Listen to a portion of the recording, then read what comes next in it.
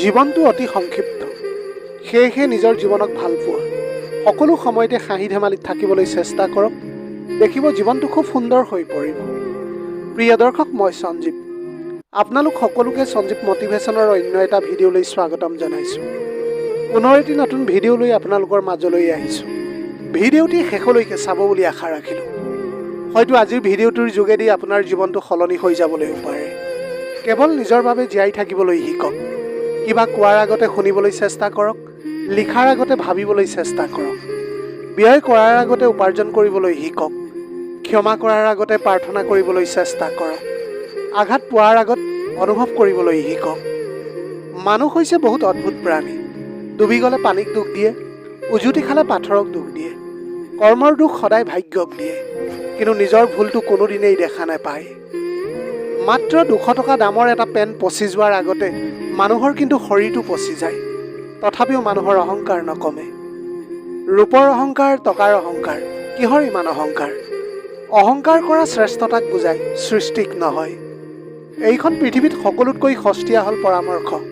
এজনৰ পৰা বিচাৰিলে হয়তো 10জনে আপোনাক দিব। আৰু এইখন পৃথিৱীৰ সকলোতকৈ দামী হ'ল সাহাৰ্য। 10জনৰ পৰা বিচাৰিলে হয়তো আপুনি এজনৰ পৰা পাব। এইখন পৃথিৱীৰ পৰা মৰিব সকলোকে লাগিব, কিন্তু কোনোৱেই মৰিবলৈ নিবিচাৰে, যিটো চিৰসত্য বাস্তৱ। আজিৰ এইখন পৃথিৱীত পৰিস্থিতিটো বৰ জটিল হৈ পৰিছে। অন্ন সকলোকে লাগে, কিন্তু কোনেও উৎপাদন কৰিবলৈ নিবিচাৰে।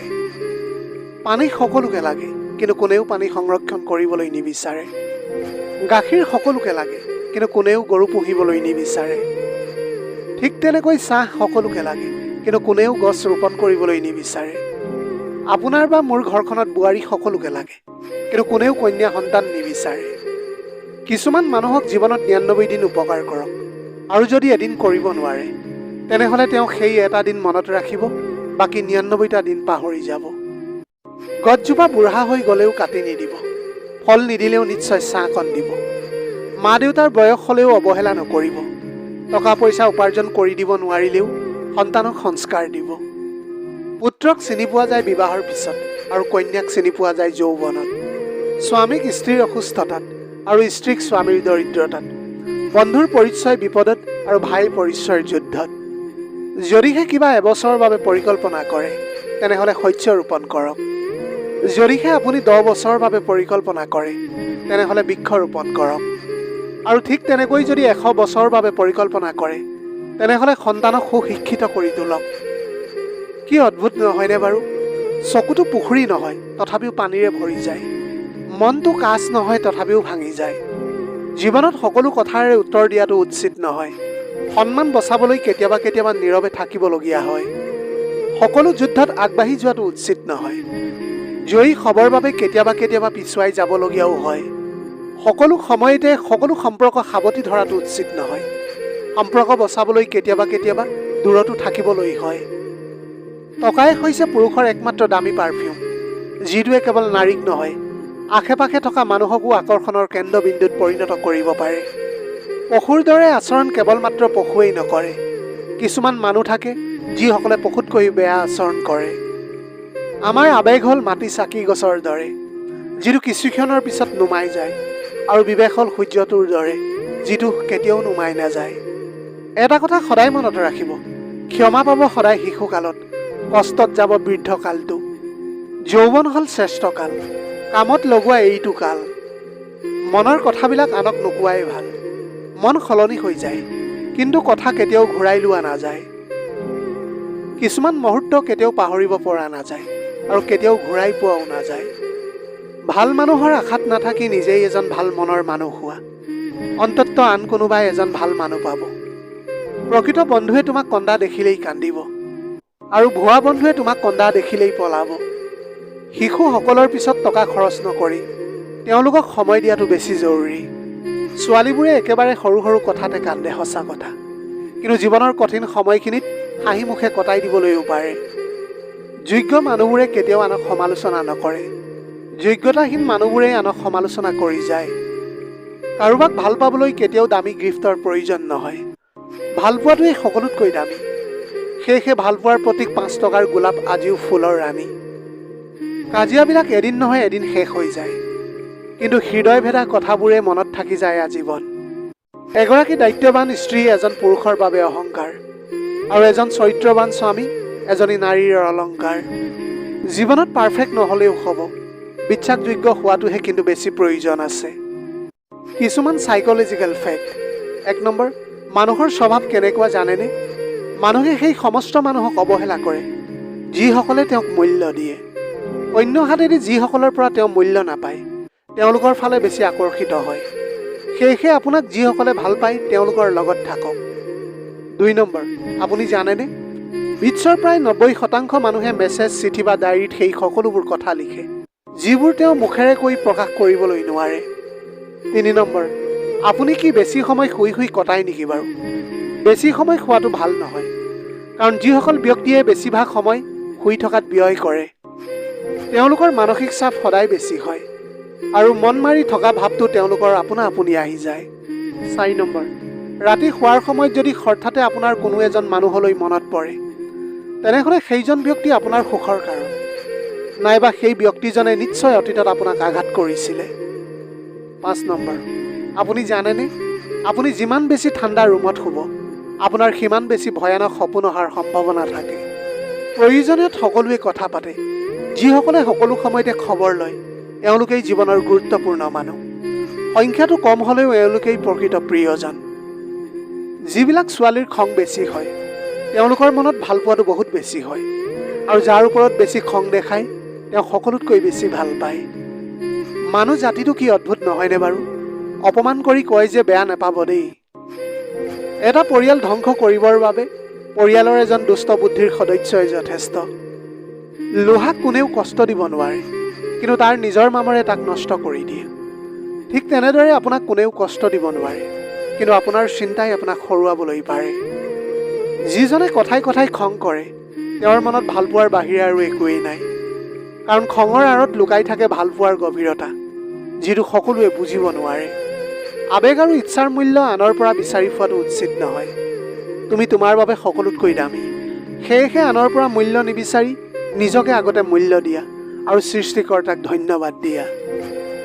যিজন ল'ৰাই আপোনাক সঁচাকৈ ভাল পাব তেওঁৰ মাজত এই 3টা লক্ষণ আপুনি নিশ্চয় দেখি পাব।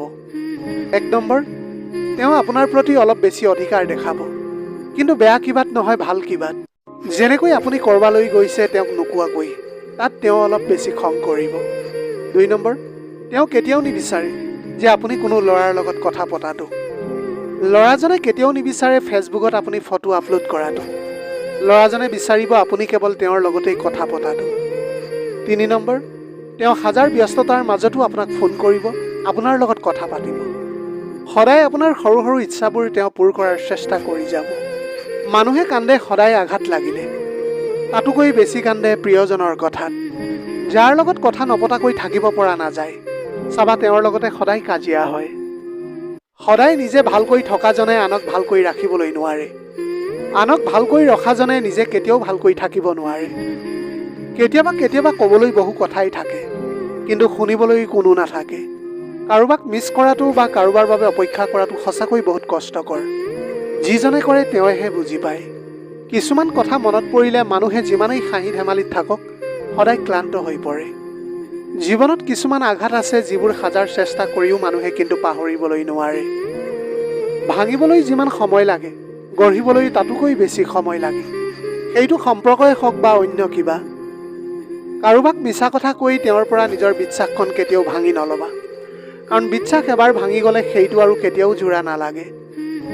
এইখন পৃথিৱীৰ সকলোতকৈ সুন্দৰ সম্পৰ্কবোৰৰ মাজৰ এটা হ'ল ভাই ভনীৰ সম্পৰ্ক, যিটো সম্পৰ্কৰ কোনোদিনেই বিচ্ছেদ নহয়। বন্ধু হ'ল তেওঁ যিজনে হাঁহিৰ আঁৰত থকা কষ্টবোৰ দেখি পায়।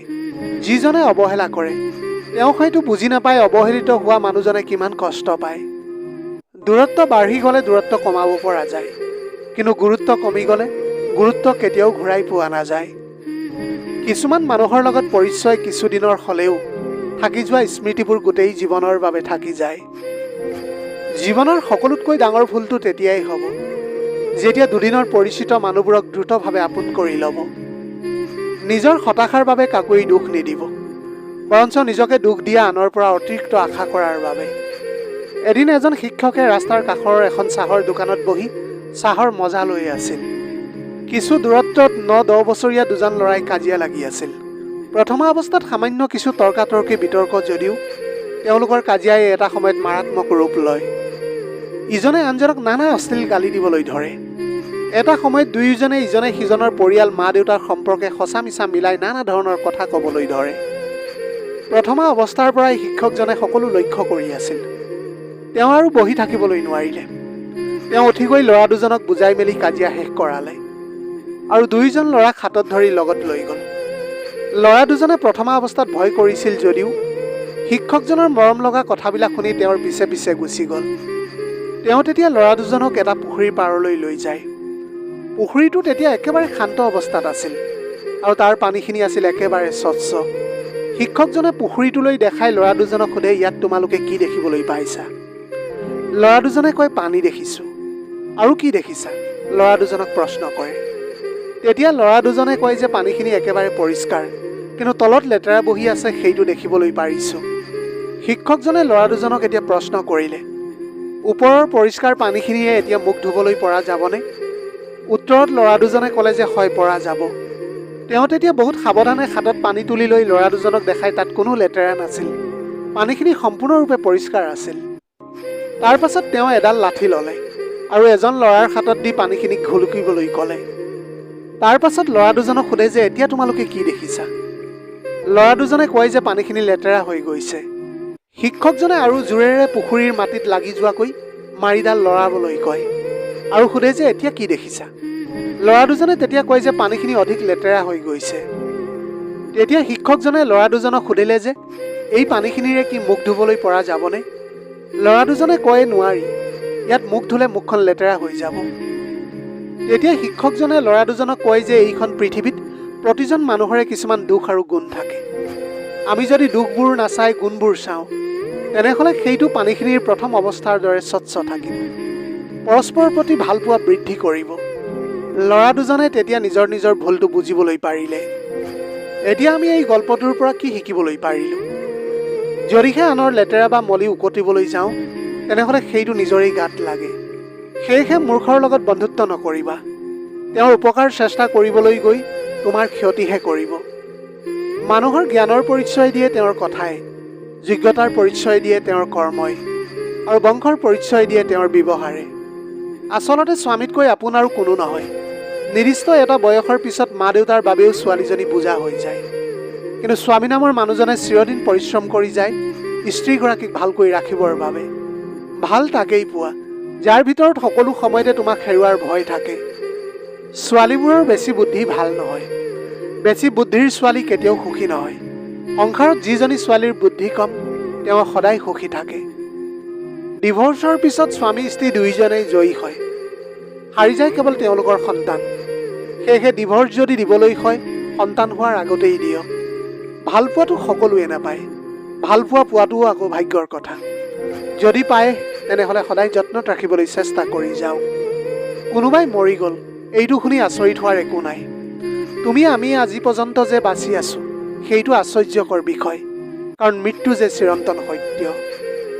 এৰি যোৱা মানুহবোৰে কেনেকৈ বুজিব তেওঁলোকে এৰি যোৱা স্মৃতিবোৰৰ ওজন কিমান গধুৰ? ভালপোৱাটো কি?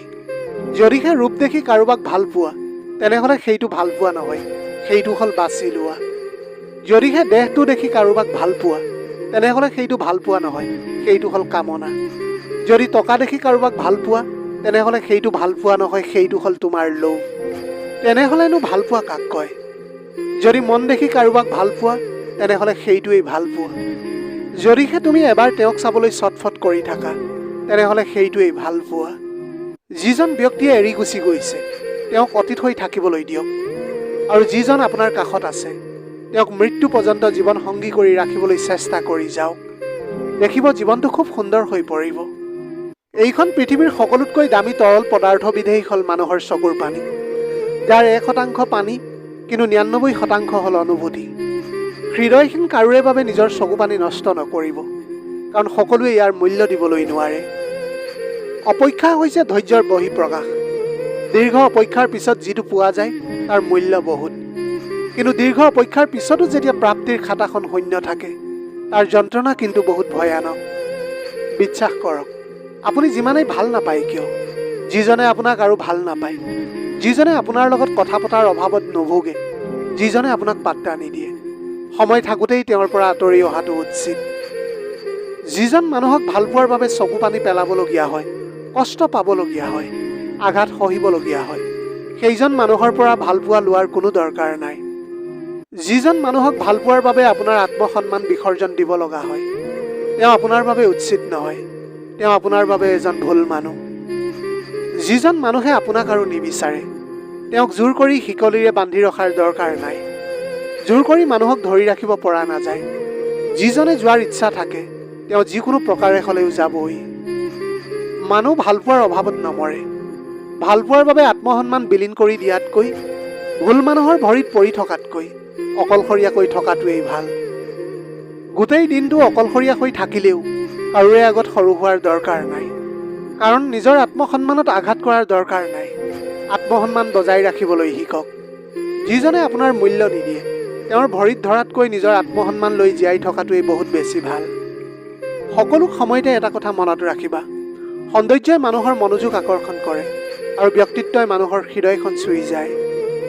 অন্যায় কৰি লজ্জিত নোহোৱাটো আৰু এটা ডাঙৰ অন্যায়। সদায় মানুহক সন্মান কৰিবলৈ শিকক, তেতিয়াহে নিজেও সন্মান পাব। সুন্দৰ হ'বলৈ হ'লে এটা সুন্দৰ চেহেৰা নহয়, এটা সুন্দৰ মনৰহে প্ৰয়োজন আছে। অদৃশ্য ভাইৰাছে যদি আমাক ভয় দেখাব পাৰে, আমাক মাৰিবও পাৰে, তেনেহ'লে অদৃশ্য ভগৱানে আমাক বচাবও পাৰে। সেয়েহে ভগৱানৰ ওপৰত বিশ্বাস ৰাখক, ভগৱানক বিশ্বাস কৰক। জীৱনটো খুব সুন্দৰ হৈ উঠিব। ভগৱানক ভাল পোৱা আৰু মানুহক ভাল পোৱাৰ মাজত পাৰ্থক্য কি জানেনে? মানুহক ভাল পালে সেইটো আমাৰ দুৰ্বলতালৈ পৰিণত হয়, আৰু ভগৱানক ভাল পালে সেইটো আমাৰ শক্তিলৈ পৰিণত হয়। প্ৰিয় দৰ্শক, যদিহে কথাবিলাকে আপোনালোকৰ মনটো চুই গৈছে, তেনেহ'লে লগৰ বন্ধু বান্ধৱীসকলৰ মাজত শ্বেয়াৰ কৰিবলৈ নাপাহৰিব। ধন্যবাদ।